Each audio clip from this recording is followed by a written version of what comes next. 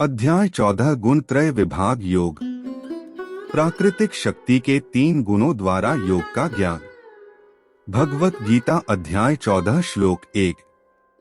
परमेश्वर ने कहा है, अब मैं पुनः तुम्हें श्रेष्ठ ज्ञान के विषय में बताऊंगा, जो सभी ज्ञानों में सर्वश्रेष्ठ है और सभी ज्ञानों का परम ज्ञान है, जिसे जानकर सभी महान संतों ने परम सिद्धि प्राप्त की है।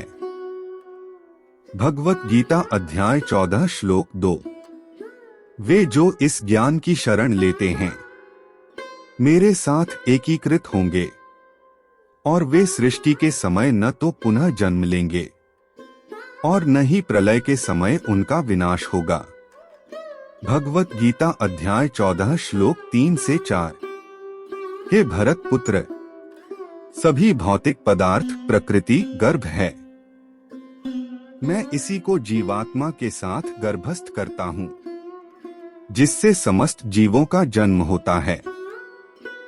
हे कुंती पुत्र, जिसमें सभी प्रकार की जीव योनियां जो जन्म लेती है, उनकी भौतिक प्रकृति गर्भ है और मैं उनका बीज प्रदाता जनक हूँ।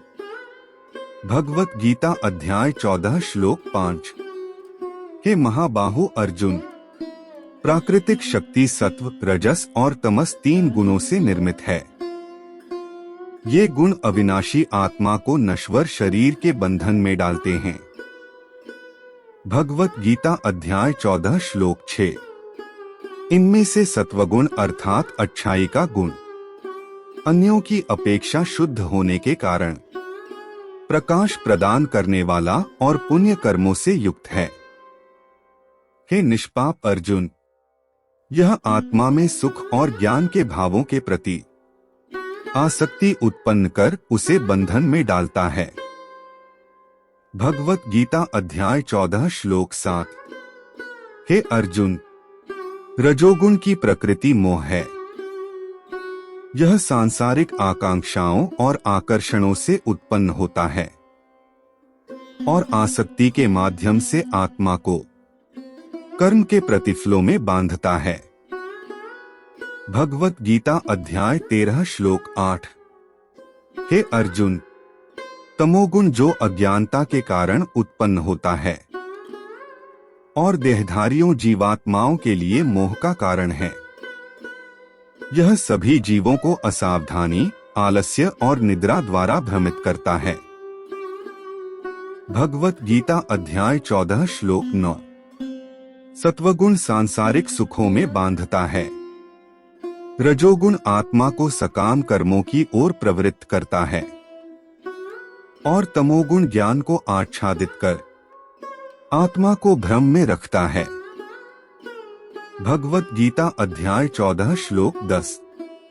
कभी कभी सत्वगुण रजोगुण और तमोगुण को परास्त करता है और कभी कभी रजोगुण सत्वगुण और तमोगुण पर हावी हो जाता है और कभी कभी ऐसा भी होता है कि तमोगुण सत्वगुण और रजोगुण पर हावी हो जाता है। भगवत गीता अध्याय 14 श्लोक 11 से 13। जब शरीर के सभी द्वार ज्ञान से आलोकित हो जाते हैं, तब इसे सत्वगुण की अभिव्यक्ति मानो।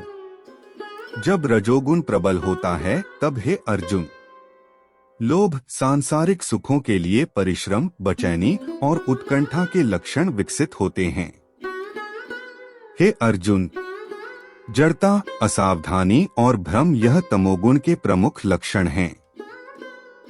भगवत गीता अध्याय 14 श्लोक 14 से 15। जिनमें सत्वगुण की प्रधानता होती है, वे मृत्यु पश्चात ऋषियों के ऐसे उच्च लोक में जाते हैं जो रजो और तमोगुण से मुक्त होता है। रजोगुण की प्रबलता वाले सकाम कर्म करने वाले लोगों के बीच जन्म लेते हैं और तमोगुण में मरने वाले पशुओं की प्रजातियों में जन्म लेते हैं। भगवत गीता अध्याय 14 श्लोक 16।